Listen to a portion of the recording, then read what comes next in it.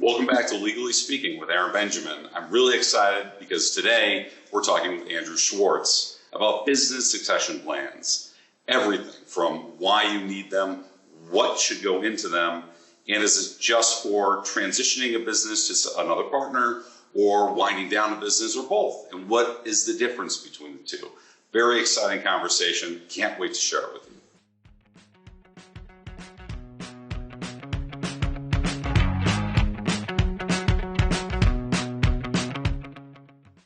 Thank you for joining us here at Legally Speaking. I'm here with my friend Andrew Schwartz, partner in our business group.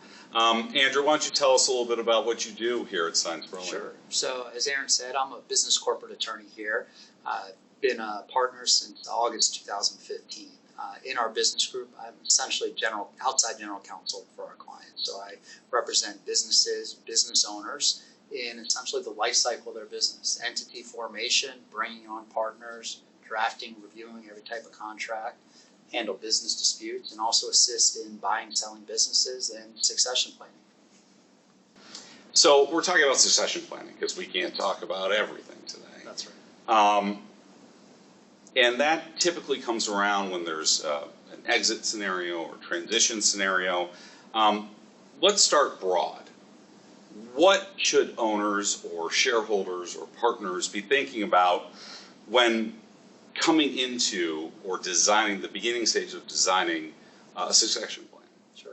So I think the first aspect to think about that I often deal with my business clients is, what's my plan as an owner, right? What's my goal, my timeline, how many more years I'm going to be working, and then who is going to be the next key people to lead the company? Do I have kids in the business? Is there a key employee that may not be a family member or they're family members?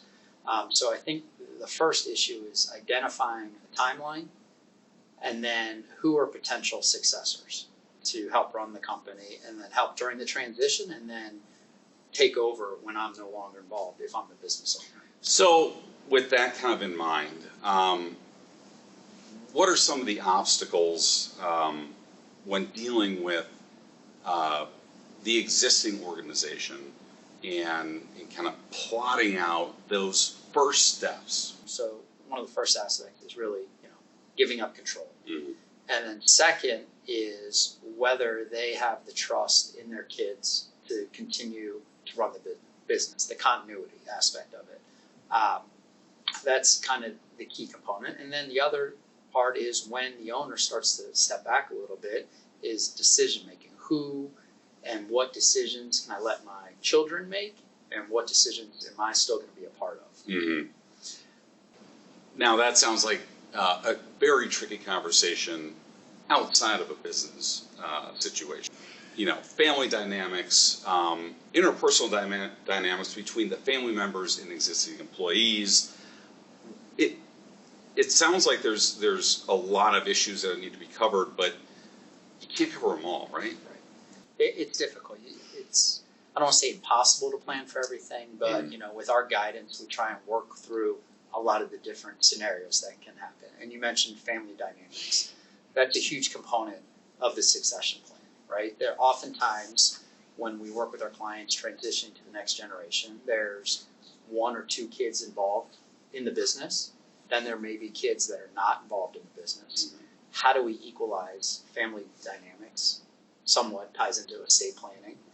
So that's an important component. The other aspect is kids in the business and then long-term key employees and how those dynamics work, right? You may have very committed, excellent long-term employees, and then you may have your son or daughter in the business that may not have been there that long, and all of a sudden you're going to give some control and management to your son or daughter that may be dictating and telling how the long-term employees to run the business. So there can be some, potential disputes, headbutting there. But, we talk through in these succession plans, how to address that family members. Well, we were talking beforehand, and you're educating me on all the different aspects on this. One of the things you touched on, I think it was a fantastic point, and it really helped me kind of give myself some bearings in this conversation. I said, okay, you got the interpersonal dynamics of the family, you got the employees, you've got the decision of the principal or the owner. Now, that seems like all over the place. How do you anchor yourself? And you say, it's the business, the health of the business. Right. Start from there. What did you mean by that? The health of the business really depends on its employees, right? The culture, the morale, how you've been leading the company, okay? And what kind of controls we've been putting in place, right? The day-to-day operations, who manage that? And then your kind of customer, right? Have you built a business to attract certain customers and a target demographic that's there, that's consistent, and you can help grow the business? And so the health of the business starts with the next generation. And what control are you willing to give up? Kind of goes back to what we were talking about earlier, to give to the kids or the key employees to really incentivize them to grow the business themselves. One of the biggest issues I see is the owners want the next generation of the key employees to run the business the way they've been running it. Mm-hmm. And it potentially stagnates their growth, right? The next generation may have new ideas for business development, marketing, new ideas on operations and management. Maybe they can use technology. And so if the new generation is hampered by the old mm-hmm. guard, right, from the ability to grow the business, that can have an effect on it. So giving the key employees and the new generation kind of the flexibility and sitting back and letting them see if they can run the business, I think helps the growth. And a lot of that's kind of just, you can't see the future, right? What are you looking at objectively in that the end stage of the succession? You've, say you're a principal or you're an owner, and you have your worries about just leaving have been assuaged. Okay, now what am I looking for? Who's it going to go to? What are objectively some of the things that you have seen in your experience at work? Yeah, I think it's going back to commitment, mm-hmm. tenure, right? Who have I had in the business with me? Who's kind of been by my side, learning the ropes with me? Been in meetings, been on job sites, has seen the ups and downs with me. So I think tenure's a key part. I look at, or I recommend clients look at their decision-making ability. What happens when they're faced with some adverse issues, right? Mm-hmm. How do they deal with that? How do they manage and lead other employees? How is their kind of customer client-facing attitude and behavior, right? Those are key things. And I'm just going to say this from my own perspective, but you build something, you put your blood, your sweat, and your tears, you have this image in your mind of how it's going to play out, and it's going to run off into the sunset, and it doesn't always work out that way, but that doesn't mean it has to be a failure. Right. And, as we saw recently with COVID, I think a lot of people's plans got changed, right? Yeah. They had their timelines in their head. It may have been during COVID, or they were planning to start their business mm-hmm. during COVID, and you really had to pivot and figure out what worked, didn't work. I think also with COVID, it made business owners in their late 60s, mid 60s to early 70s step back and say, how much longer do I really want to do this? Right. There's so much more to life, family, traveling, other entrepreneurial avenues they want to pursue. And so we're seeing a lot more succession planning happening now. Yeah. Clients come into us saying, hey, I want to start this transition.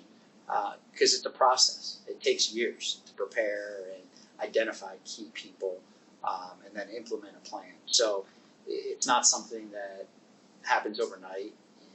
It's rare that someone says, okay, I'm going to be done in 2 weeks. My son's going to take over. It doesn't happen that way. Yeah. It's careful planning to make sure that your business can live on, that there's the legacy there. Mm-hmm. And you want, the family members, other key employees to have a viable business. They have mouths to feed and families to feed. And it's the thing you created. It's what right. You spend the bulk of your life when you're not with your family doing. Right. Yeah. Speaking of pivoting, now that you've come to a decision, you're a business owner, you've come to a decision, and you're ready to sit down at the table and just start sketching out your ideas for the plan, what are some of the first things you start? Yeah, I think once we've identified who's going to take over, either a family member or a key employee, is how we're going to take the next step. So are we selling business interest, ownership to a key employee, right? You want to have them invested and feel like they have some skin in the game, right? There's some tax ramifications of doing that. Also, same with gifting. Am I gifting interest? Is it a hybrid of a gifting and a buying in? How are these people buying in? Cash flow can be an issue for them. With gifting, there's potentially estate tax issues and valuations that the estate planners take into consideration when we're doing this. So it's really, are we gifting interest, or somebody buying in? Are we selling interest? So that's the kind of the first step to identify how that happens. And then once we do that and come to an agreement that makes the most sense, tax efficient wise, and also the ability for someone to actually take advantage of it, how we do it. How do we memorialize it through what agreements? Operating agreements and LLC, shareholder agreement, buy-sell agreements, things like that. So how much does the way an organization is set up impact both the timing and the structure of this transfer agreement? Right. So great question, Aaron. The tax structure, legal entity structure does play a role, right? So you're limited in certain circumstances when you're an S corp. Number of shareholders, who can be an S corp owner. S corp is a tax designation, so you could be an LLC with an S corp designation, or is it treated as a partnership? That oftentimes provides more flexibility versus a corporation, which typically has double taxation, as we hear about. So we certainly look at not only the legal aspect of transferring ownership, but tax effect on and the tax consequences of transferring the ownership. So it sounds like you have 3 layers you got to work through. You got just a business organization layer, just how it's set up, the functioning of the business day to day. You have the tax implication, that's a whole separate episode. We could certainly do that. We can follow up with that. But then there's also existing contracts, contracts between employer and employee, organization and vendors, organization and customers. And how does that play a role should it play a role in the transition? So the contracts play a role typically when there's going to be an asset purchase sale or a stock sale. When we're talking kind of an outright sale of the business assets, whether contracts need to be assigned, what consent is required to assign those contracts. When we have kind of a change in ownership, that's important because there may be loans, outstanding debt, and loan agreements that require notification of change in ownership. Certain government contracts require notifications of a change in ownership. There could be certain, some of my government contracting companies, if they're minority owned, service disabled, and the 51% owner is no longer that individual, and we have a change in ownership, there's notifications that are required. It really depends on the type of transition, right? Is it an internal sale of interest, or is it an outright sale of business assets, or sale of stock, where a new party comes in and steps into the shoes of the seller and takes over? So I want to get into that because I really do want to dive into transferring versus selling, and kind of weave in between some of the things you've talked about. But first, let's kind of set the table a little bit. Does it really matter about the demographics of the company? Size, location, its assets, its liabilities, its age. Does that play a role in this as well? It plays a role in a kind of outright sale of assets, right? And potentially for a stock sale. If there's liabilities and you're a buyer, typically buyers favor asset purchase sales, meaning they're just purchasing the assets, not assuming any liabilities unless otherwise agreed to. In a stock sale, a buyer comes in and steps into the same shoes as the seller and takes on all liabilities contingent, non-contingent. So that can be dangerous. You need to know and do your due diligence going into it. With respect to internal transfers, if I'm a key employee or a family member, I want to know what's on the books, what debts are there, what liabilities are outstanding once I become an owner. So the liabilities is important. From a size standpoint and jurisdiction, not a huge issue, but it's important. So let's start with the transferring of ownership before we get into the details on a sale. There's differences between how ownership is labeled between an LLC or a partnership or an S corp, but at the second level, does it matter if it's a publicly traded organization, if it's there are private shareholders, if it's a single shareholder? How does that work into it in a transfer situation? Right. Not in a sale, I think it might be a little bit more obvious. But with the transfer, keep in mind what you just said about liabilities. How does that work? So in a privately held company and in an internal transfer, meaning to a key employee or a family member, typically they have a stockholders agreement on the books already, or an operating agreement. And so we need to identify and review, is there any consent requirements before I transfer the ownership? Are there limitations, restrictions on transferability, on who I can assign my interest to or transfer to, and who needs to consent? Do I need a majority of the other shareholders, if there are other ones, to consent to it, or a unanimous consent? Kind of, what is that threshold? Publicly traded companies, typically there's other notification requirements and filings with SEC and things like that.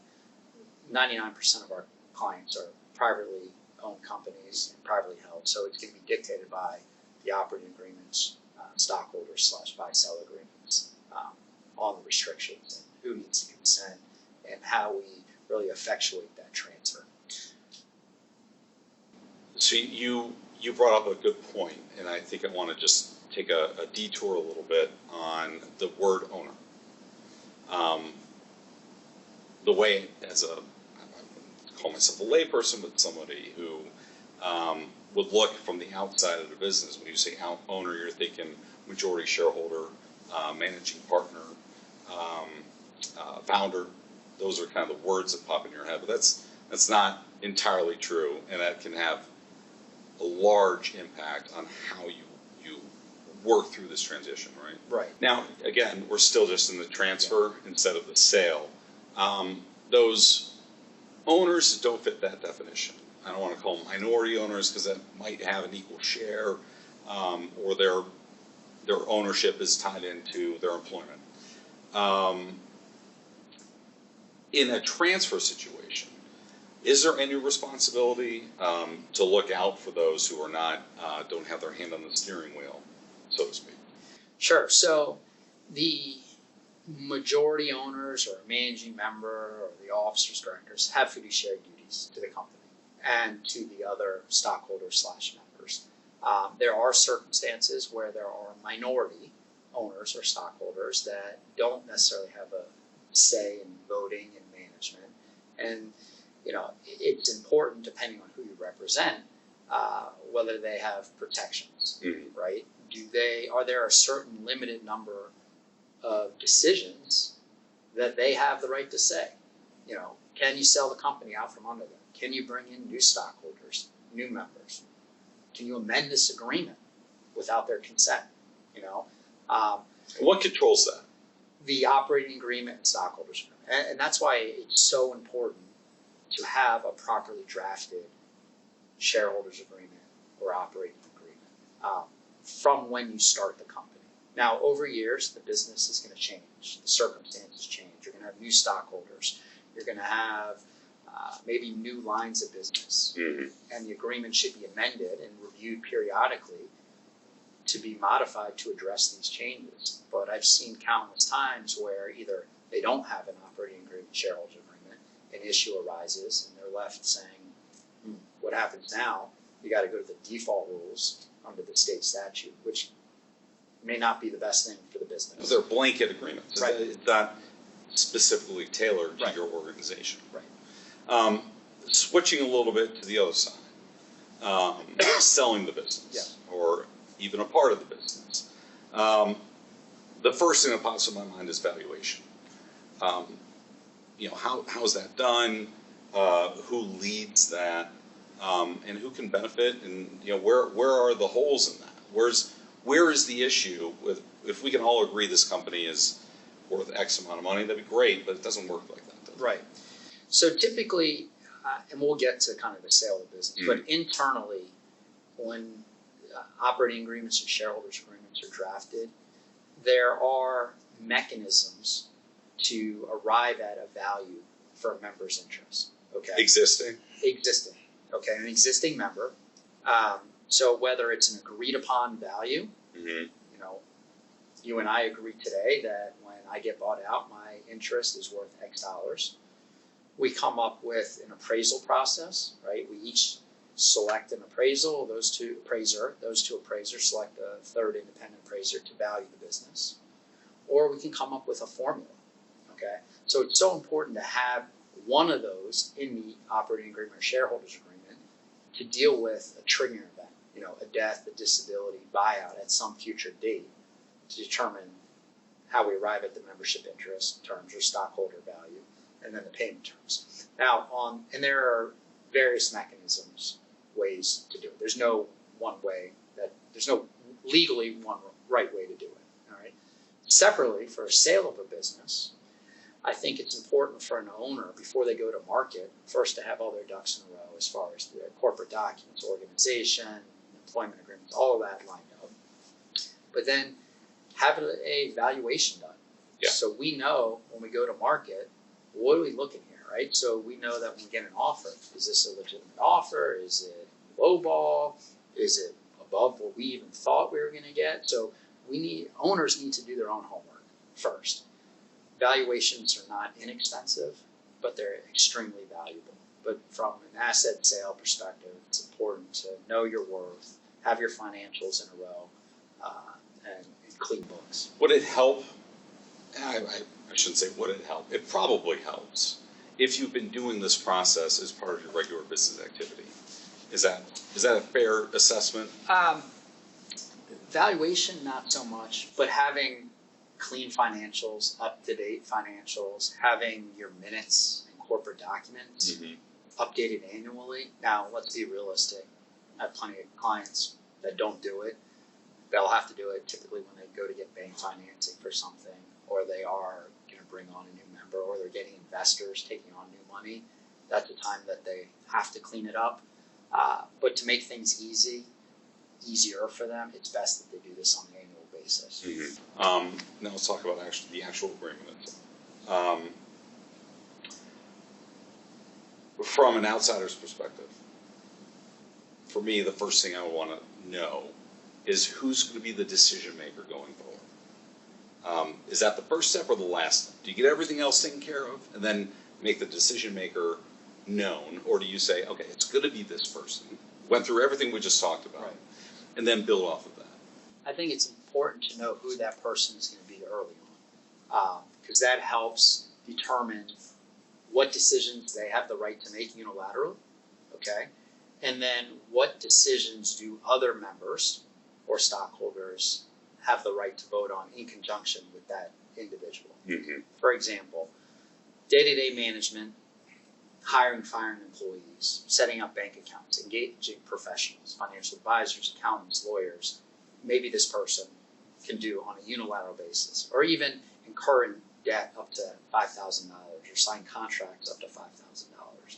But perhaps a higher threshold consent of the members. So let's say there's 3 members, maybe 2/3 of the members are required to incur debt above $5,000, sign contracts above $5,000. Maybe unanimous is required to amend the agreement so someone doesn't get potentially frozen out. Okay, so it's appropriate that certain decisions are to be made by one person, and then what I'd say is certain supermajority decisions should be made by a higher threshold percent. And what are you looking for in terms of what should be a simple majority, what should be a supermajority, what should be the decider's decision? What are you looking for in that The case? first part is, what is this decision to be made? Mm-hmm. Okay. And then the dynamics of the individuals, right? Is one person really just a minority owner, passive investor, and they gave some money and they said, you run the business, I trust you to do that. In that case, maybe the individual we've identified to run the company can make all decisions. But maybe they're 3 people who are equally involved, right? One's maybe heading up sales, one's heading up operations, and one's heading up administrative functions, so they're equally in it. So in that case, perhaps major decisions should require unanimous consent. Mm-hmm. The danger with having unanimous consent is you could get to a deadlock, right? 2 people may say, we need to do this, this is in the best interest of the company, but then the one person may hold out and you get to a deadlock. And so kind of the next step in these agreements is making sure we have a dispute and deadlock provision that addresses what happens when we can't reasonably carry on the day-to-day functions of the business. So we resolve. I want to kind of go back to what you said about making an alteration in the agreement to fit the new dynamic of the organization. How advisable is it? And this is you can answer as broadly as you can, because I'm sure each answer is different depending on the organization, to fundamentally change how the business works during a succession. So I think the amendment, the decision on whether to make the amendment is really tied to what are we modifying and changing, right? Are we affecting the voting rights and management rights of a particular individual? Or are we kind of cleaning up some administrative provision in the agreement? If we're excuse me, making changes that affect somebody's economic rights or management rights, Mm-hmm. And that's got to be done, sooner than later, and it can be part of the transition, because you don't want somebody new coming on board and then thinking they're signing on to one version of the agreement, and then right afterwards Making a making a change. Right. I'm going to give you a bit of a curveball. Yeah. Let's say somebody comes to you and they're about 3/4 of the way through a transfer of their business. But they don't have anything written down. And I'm sure you've had this situation. Especially maybe a smaller, I don't want to say mom and pop, but like family business, or a newer business. They're now thinking about making the change. Everybody knew this was going to happen. Dad was going to take a step back, or I was just in it for the investment, the initial investment, but I'm not really a part of the business plan going forward. So it's almost a handshake, old friends kind of thing. And then they hit what we just talked about. One of these triggering events, one of these possible future implications, whether it's tax or estate or whatever you were talking about. What can you do if you're already down this road and maybe even money has been transferred, good faith deposits made, escrow established? Is there anything you could do? Yeah. I always say everything's negotiable, right? So first thing is, what does the operating agreement say? What does the stockholders agreement say? If there is one. Mm-hmm. I can tell you plenty of times there isn't one. Next, we figure out what is the dynamics between the parties. Is it family members? Is it close friends? Unfortunately, anytime there's a death, it's emotional, as we all know and can imagine. And the family, that the deceased says, "Oh, the interest was worth so much more than maybe it was." So certainly there's things can be done. A lot of what is done is kind of mediation, not necessarily formal mediation, but discussions, open meetings between the family members.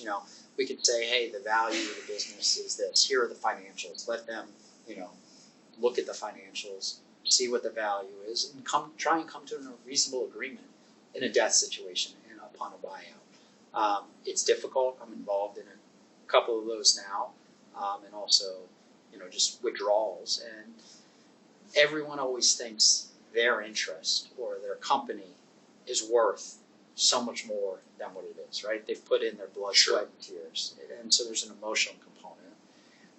And I get that.